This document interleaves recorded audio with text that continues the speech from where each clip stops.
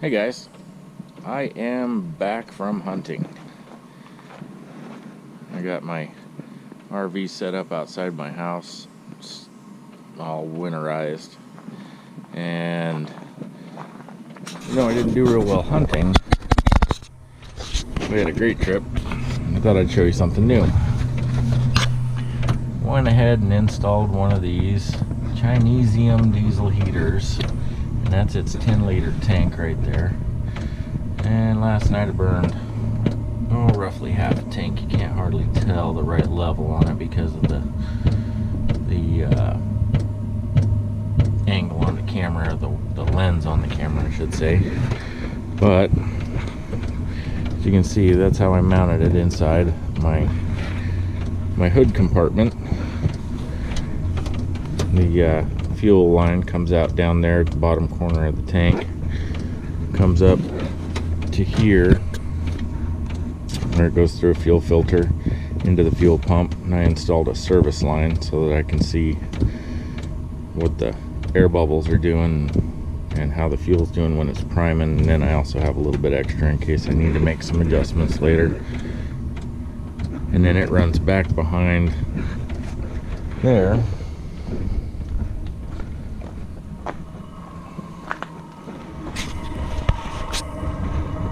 There's the exhaust, as you can see, coming out right there inside this fender well. I'll go ahead and turn this up and hopefully it adjusts. Yep, it has. There's the penetration for it. You can see there's plenty of room around the exhaust outlet, and then the fuel line is leaning away from the heat, which is the way I like to do things. And then the air intake also curves, comes back here and is anchored like that, and then the fuel line goes around over that way and out through the front where you saw it come back. And that's not the loudest that it normally is. It's actually just kind of, I just heard the pump kick up a little bit, which means it's going to try to catch up. You can see I just got done with the install. I got chunks of RV laying out here from when I drilled the holes. Anyway, I'll take you inside and show you the heater itself.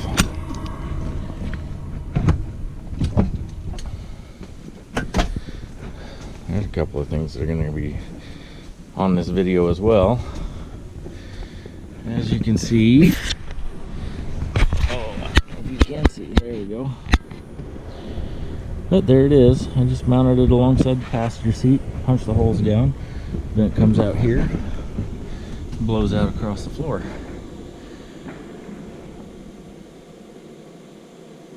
Quiet there for a second so you could hear how loud it is. It's not loud at all. Yeah, it's starting to spool up. So here's the controller for it. I put it right there, showing 12.5 volts. See, it's almost 10 in the morning. It's set to 22 degrees Celsius. I created this little conversion chart right here, which is really handy. 23 is 73.4 degrees Fahrenheit. And I ran that all night, and that was at half a tank that it burned up. So not super efficient, but nice and dry air. If you can see that, my solar is kicking out 6.3 amps right now, and the panels are at 40.3, and that'll get a little bit higher, a little bit more amperage once the sun melts the frost off the panels. It's 31 degrees outside right now. It was down to 23 earlier. That's probably a little bit biased. The sun's on that side of the RV, so it's probably about 4 or 5 degrees colder than that right now. And that's Fahrenheit. 74 degrees inside here. It is just toasty, and it stayed toasty all night long. The little heaters are pretty cool little deals. This guy I bought after I got back after my hunt. I realized that I had too much propane consumption from my Onan 4 BFA 4.0 that's installed factory into these RVs, and it's got propane, which I set up in one of my other videos, you can see. And then I just got the motor snorkel kit from US Carburetor and adapted this guy to work right along with it. To do that, this switch is usually your gasoline on, and it also separates the ground on the ignition so that you can run the engine. As soon as you switch it to off, carburetor's still full of gasoline and the engine dies out. So I removed it from this switch and added in a switch right here, which allows me to turn the engine off when I would like to with propane, because if you didn't, it would just stay running, or you'd be running gasoline and propane at the same time. So now you just switch it to choke, set the switch and fire it up, and then gasoline gets this little generator started, and then I switch it to off, and when it starts to choke out, that's when I plug this guy in right here into the 12-volt outlet right there and hook it. It has a connection to my electric 12-volt gas on-off valve, and that'll turn the valve on and allow it to run on propane. But I have to start it with gasoline because this thing does not crank out. It won't crank out the 12-volt as soon as you pull the chain, or else I'd just be able to pull start it on propane, but can't do that. It's got an internal inverter and it won't kick out power until the inverter cycles through its BS. So that's that guy. That's going to help save me a whole bunch of propane this next time we go out. I can use the bigger generator for larger loads, and this little guy right here for just the battery charging. And then I got this guy so that I can hook it up in line. I'm actually going to hardwire that thing in up underneath the RV, so all incoming power has to run through that. And that's a voltage regulator and surge protector.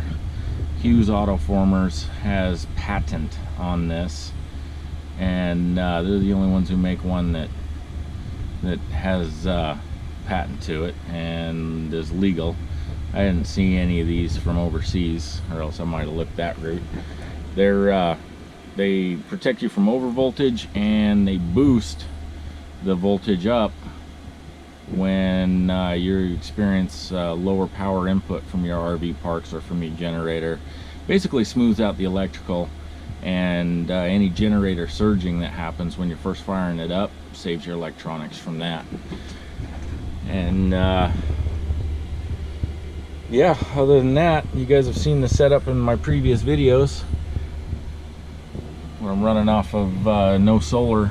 I can switch over to my power supply when I'm running my generator, turn my solar panels off, and that's all done through those two guys in there. Power supply on the left and MPPT charge controller on the right. Had that MPPT charge controller in there since 2014, early 2014, so we're going on 2019. It's 5 years now. Anyway, just a short update, a little video on my install, how I did it. Oh, one more thing I wanted to show you, I almost forgot. Let's go out here and look at this. Going on 9 minutes, sorry guys, I didn't want the video to run on that long. On this side, look up under here, I installed a galley power low voltage disconnect, and that is connected directly to the incoming line. And this wiring is not me, I didn't do this. I did very little of it and adapted these circuit breakers in, but this spring I'll be rewiring the whole darn thing. But this is a low voltage disconnect, so I don't kill my batteries with that diesel heater. You can get those online through Amazon as well. Anyway, that's the end of my video. Now 10 minutes long. Have a good one.